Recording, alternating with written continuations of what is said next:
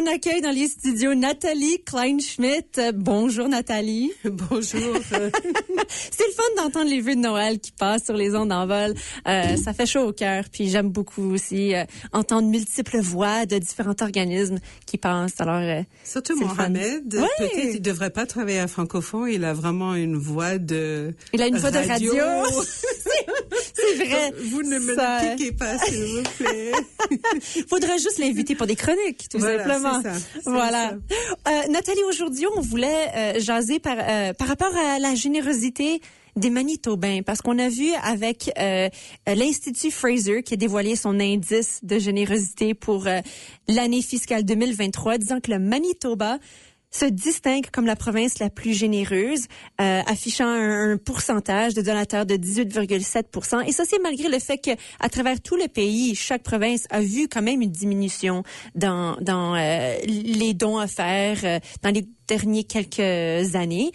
Je pense que c'est comprenable aussi avec le prix de la vie qui augmente un petit peu plus. Puis même à travers tout ça, le Manitoba reste comme celle avec les gens les plus généreux. Puis je me suis dit, mais c'est quand même beau à voir que les gens sont prêts à continuer à donner, surtout à ce temps-ci, pendant le temps des fêtes, mais à travers l'année longue aussi. Puis pourquoi pas en parler avec Francophone, qui connaît très bien la générosité des donateurs.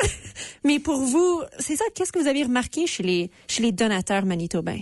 Alors, c'est intéressant parce que quand les gens, j'ai pas mal d'amis dans différents pays et quand ils me demandent les Manitobains sont comment, je décris toujours les Manitobains comme des personnes assez discrètes, assez humbles, et chacun vit sa vie. Mais quand il y a un problème ou une tâche à faire, on roule les manches et on s'y met.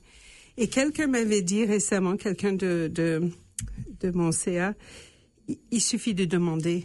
Ouais. Et quand on demande, les gens se montrent présents. Si on explique le pourquoi d'une cause et les besoins, l'impact, eh ben les gens sont présents et c'est quelque chose sur lequel on peut toujours compter. Ouais. Pour Francophone, on m'a aussi dit, c'était dans un autre comité, que je demandais pas assez aux donateurs de donner. Et je pense que c'est important que je l'explique. Parce que oui, les gens sont généreux. Mm-hmm.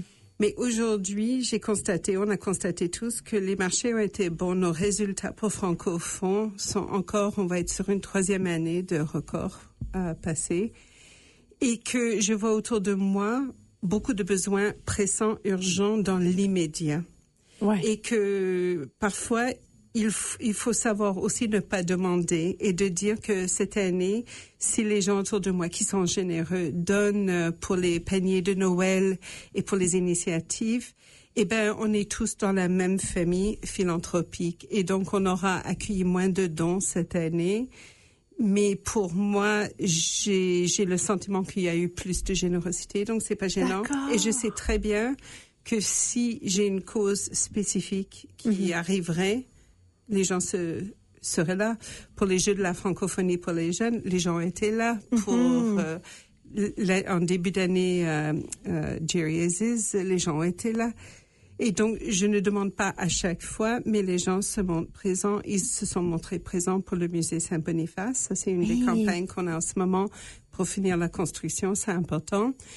Et nous allons quand même, parce qu'il y a des besoins, et donc sur le coup, si je vais demander quelque chose, en sachant que oui, il y a des besoins urgents, il y a des besoins en famille, mais s'il y a des personnes qui cherchent à faire un don qui aurait du sens, on lancera la semaine prochaine la contribution culturelle ou le cadeau culturel qui sera comme un don généreux avec en avant le Festival du Voyageur, le CCFM, à la Maison Gabriel Roy, où on pourra faire un don et on divisera entre une contribution pour l'avenir avec le fonds de dotation et une contribution sur des campagnes actuelles.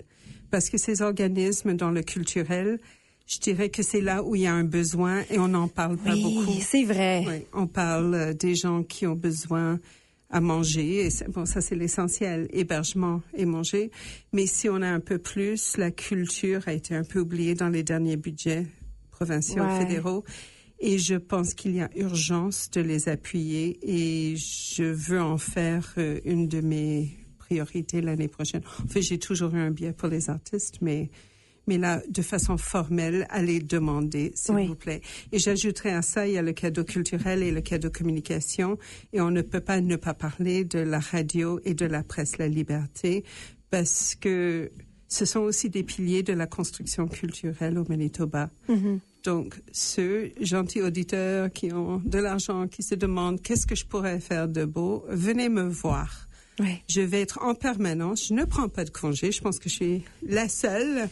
Pendant le temps des fêtes? Non, je vais travailler. Donc, je vais travailler, mais c'est la fin de l'année. Donc, les gens ont envie de faire des dons et c'est un peu plus reposant aussi. C'est assez joyeux. J'aurai des chocolats au bureau. Oh, génial! Les gens veulent passer. Mais je serai au bureau les mardis, mercredis, donc le 23-24. 23-24, je dirais un peu le 24, mais surtout le 30 et le 31. Oui. Donc, jusqu'à la fin de l'année, passer à partir de 10h30, j'amènerai peut-être mon chien, juste tranquille pour accueillir des personnes, parce qu'il y a toujours des gens en fin d'année qui viennent passer, ça fait partie de leur tradition. Oui. Et c'est aussi le moment qui donne du sens aussi à notre travail et qui nous donne des ailes. Et on a eu dans les années passées des cadeaux de dernière minute qu'on a pu faire pour des organismes. Et quand un organisme reçoit, je me souviens, c'était pas cette année, mais l'année d'avant, Accueil Catering, je crois que c'est le 29 ou 30, j'ai appelé, j'ai dit, j'ai eu un 3000 pour vous acheter les étagères pour la distribution de vos paniers. Et c'est, pour le CA, c'est vraiment... C'est un merveilleux cadeau, surtout pour la nouvelle année qui arrive, où on veut avancer dans de nouveaux projets, on veut se développer, puis on voit que les gens tiennent à cœur ce qu'ils aiment beaucoup dans la communauté, dans leur culture, dans leur tradition, tout ce qui les tient très cher. C'est beau à voir. Puis surtout, les Manitobains francophones, je pense qu'on dit les Manitobains sont généreux. Les francophones sont vraiment très généreux. Et ça, on oublie. Dans le rural, quand je vois les organisations, ils sont généreux de leur temps, de leur amitié, Le bénévolat est immense avec les paniers de Noël, les banques alimentaires, même avec, tu sais, le nez rouge, les gens qui vont conduire les gens autour, c'est tout du bénévolat. Et après, on va avoir le bénévolat qui commence l'année avec le festival et autres. Donc, je pense que la pandémie, elle est derrière nous. J'ai l'impression qu'il y a un tournant, là, et que les gens ont envie de retrouver ces connexions, il n'y a pas, si on le positionne en disant j'ai envie d'être généreux parce que quand on donne, on reçoit aussi, et quand on avance avec confiance, eh ben ça fait du bien pour soi-même et à ceux autour de nous, et que franchement la vie est tellement folle en ce moment que tous les jours on entend des mauvaises nouvelles, on va aux États-Unis et autres, et je pense qu'il y a un moment il faut dire ok, stop, je vais éteindre la radio. Sauf en vol. Regardez la radio. Mais tous les médias sociaux, toutes ces... Quand ça va mal et qu'on commence à être inquiet ou angoissé ou autre, eh ben, le meilleur remède, c'est d'aller vers l'autre et un geste. Et ça peut être un pourboire généreux où on rajoute un $10 à quelqu'un qui fait de livraison, ou un $5 à quelqu'un dans la rue. Ça peut être une contribution à un fonds de dotation. C'est le moment de penser à sa grand-mère ou à sa tante. On a des fonds, on en a 200. Et de dire, tiens, là, je vais me rappeler de la tante, je ne sais pas, Mariette, qui a travaillé là, qui a connu des choses bien plus dures il y a 150 ans. Et en son honneur, je vais laisser un $10, un $50. Donc, je pense que aussi ça fait du bien à soi-même d'aller vers l'autre, et on a besoin l'un de l'autre. De toute façon, au Manitoba, ça fait partie de notre culture. On peut pas vivre seul. Non, c'est vrai. Donc, je suis contente d'être là et je suis contente de travailler à Francophone et des témoins, en fait, de cette générosité. Et parfois, ça vient par des enfants et c'est adorable. Et parfois, c'est des dons planifiés où quelqu'un a décidé de léguer une grande partie de ses acquis de sa vie pour que des générations à toujours puissent continuer dans la santé ou dans l'art ou dans l'éducation. Donc, je me sens déjà très choyée dans ce rôle. Ben, puis je suis contente de voir que ça continue à être enseigné aux jeunes de donner, d'être généreux, puis d'apprendre un peu comment être là pour les autres. Donc, c'est quelque chose de merveilleux.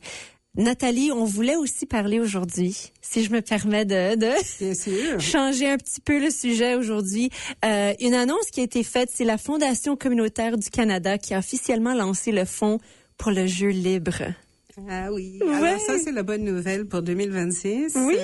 Et je pense aussi ça permet de positionner Francophone pas seulement comme celui qui demande des dons, mais qui va apporter aussi de l'argent à la communauté.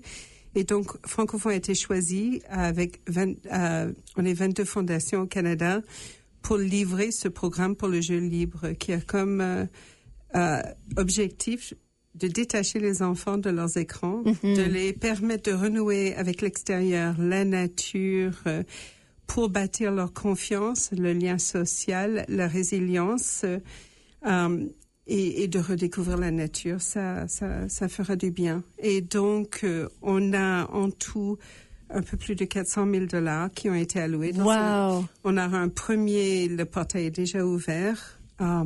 Pour des demandes qui iront de 5 à 30 000 $ pour des organismes qui vont porter des projets. Et ça peut aller d'acheter des raquettes pour que les enfants fassent du raquette dehors, refaire des sentiers. Quelques projets de cours qui pourraient être axés vers le jeu libre. Oui. Et pas toujours structuré, contrôlé. Et c'est un programme qui me touche à cœur parce que ça fait du bien aussi aux parents. Absolument. Qui ont souvent peur de lâcher les enfants. On nous a fait aussi beaucoup de formations. Et s'il y a une chose qui m'a touchée, c'est l'idée qu'il faut qu'on arrête de toujours minimiser le risque autant que possible et qu'on minimise le risque autant que nécessaire. Et il y a une nuance. Un enfant qui tombe, c'est pas grave parce qu'il apprend à se relever. Et si on veut des enfants qui sont confiants et autres, il faut qu'on lâche prise. Mais il faut qu'on donne aussi aux familles, aux parents le droit d'avoir cette confiance. Donc, ce programme sera, j'espère, tout un mouvement culturel et qu'on cherchera à soutenir. Et il y a eu déjà pas mal de choses, les écoles de la forêt, des personnes qui sortent. Je le vois avec quelques garderies où on sort les enfants. Et donc, on veut pouvoir appuyer ceci. Et pour nous, c'est une infusion d'argent qui est importante. Tout à fait. Et donc, si les gens veulent déjà ajouter à ce projet-là, les gens, comme vous dites, le portail est déjà ouvert. Donc, si les gens veulent déjà planifier à ce qu'ils veulent donner pour l'année prochaine, ils peuvent déjà penser à ce projet.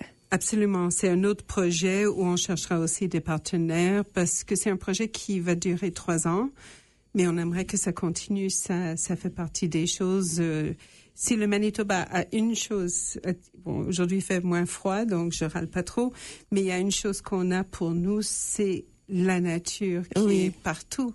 On regarde, je pense en ce moment au Festival du Voyageur parce que ça va être peut-être le cadeau pour tous mes enfants, mais bon, maintenant ils vont le savoir, des billets. C'est un peu une Petite tradition. surprise. C'est pas vraiment, c'est une tradition chez nous, ça fait partie. Mais on a un festival en pleine ville qui est en pleine nature. Mais c'est incroyable. Ouais. Et je pense qu'on prend ça pour acquis. Donc, je pense que tout ce qu'on peut faire pour renouer les gens avec l'extérieur, ça va dans le bon sens pour tout le monde. Et en plus, c'est un projet qui est trop chouette. Les gens qui travaillent avec les enfants, c'est les plus heureux, les plus... Oui, c'est ce qu'ils ont besoin. Les plus adorables. Donc, pour moi, je suis vraiment contente d'avoir été choisie pour ce projet. On s'est bataillé pour l'avoir et on a envie d'aller jusqu'à où de le pousser assez loin. Et rejoindre autant de jeunes qu'on peut à travers les écoles, les garderies, les jeunes familles. Il y a des populations auxquelles on ne pense pas. Par exemple, il y a des nouveaux arrivants qui arrivent et qui ont une peur légitime de l'extérieur. Les moustiques, par exemple. Il y a des pays où ça peut être un danger. La vie ou la mort. Oui. Alors que sortir, lâcher les enfants et les laisser jouer, c'est pas toujours facile quand on connaît pas. Et donc, ça donne confiance. Et l'autre projet qui m'a été alerté, c'était sur les enfants qui ont vécu dans des endroits qui ont vécu les feux de forêt. Oui. Et nous, on avait remonté de l'argent pour accompagner les familles et ça sera mis certainement sur des activités pour les enfants parce qu'on reconstruit les routes et les hôpitaux, mais pas forcément le sentier qui amenait. Et ces enfants ont besoin de regagner confiance en mère nature et de savoir que la nature est là pour leur bien-être et pas pour leur faire peur. Donc, je pense qu'il y a beaucoup de façons de faire du bien avec ce fonds. Et on est aussi très, très encouragé par la confiance des communautés, des fondations communautaires du Canada qui nous finalement confient ce projet. Ça veut dire que on est aussi en contact avec d'autres fondations au niveau national et ça nous aide, moi et Mohamed, à nous professionnaliser de plus en plus. Wow. Tout va bien pour 2026. C'est ce qu'on espère, exactement. Donc, venez me voir, prendre du chocolat et... vous seriez là le 23, le 24 même pour un peu. Donc, écoute, c'est une belle nouvelle à annoncer, puis un beau projet à appuyer aussi, à supporter. Donc, Nathalie Kleinschmidt, merci beaucoup de nous en parler ici à la radio d'Envol 91 FM. Je te souhaite aussi des joyeux temps des fêtes, même si... Pas trop de journées de congé pour vous, mais... C'est mon anniversaire le 22. Hey, vraiment? Celui de mon père le 23. Donc, on a une semaine de fête. Même si je travaille, ça va être la fête. Oui, donc, exactement. Merveilleux. Puis joyeuse nouvelle année aussi en 2026. Et à vous. Et on aura l'occasion de se revoir. Merci à vous. Merci beaucoup. Bye bye.